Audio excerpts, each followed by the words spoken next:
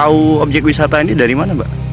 Lihat di Instagram, Hmm. Facebook gitu. Hmm. Dari sosial media lah. Kalau untuk spot selfie sendiri seperti apa di sini? Untuk Tempat- spot selfie, tempat fotonya gimana? Tempat foto-foto di sini. Oh, bagus sih. Dia banyak apa ya? Banyak tulis-tulisan yang unik-unik kan belum pernah ada sih. Oke, siapa namanya, Mbak? Saya Maria. Maria. Dari mana? Palembang ya? Ya Palembang.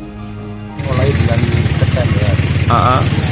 mulai penanaman dan September sampai sekarang kan, ini baru mulai berbuah kan. Jadi apa lagi yang nak diceritakan ini? Ini Pak, kita membangun itu, membuat ini Pak atas dasar apa Pak?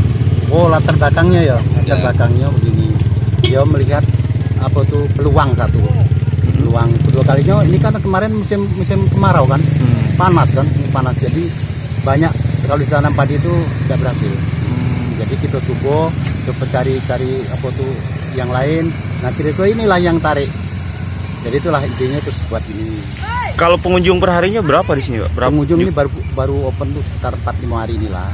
Jadi rata-rata Perharinya masuk berapa? Perharinya paling sekitar 100-an lah. 100 pengunjung ya. Iya. Nah, kalau masalah tiket yang masuk, Pak, dikenakan Tiket berapa? masuk 10.000 Pak. 10.000 ya masuk ya. Iya.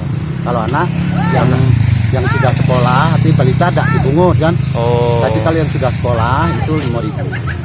Oke, 5.000. Offsetnya berapa omsetnya? Ya paling dalam seharinya itu paling 1 juta lah ini. Juta. Heeh. Paling hari ramenya kalau hari Minggu. Nah mungkin kalau Minggu bisa lebih dari 1 juta. Nama kita siapa Pak? Nama kita siapa? Aku Ngadimin. Ngadimin.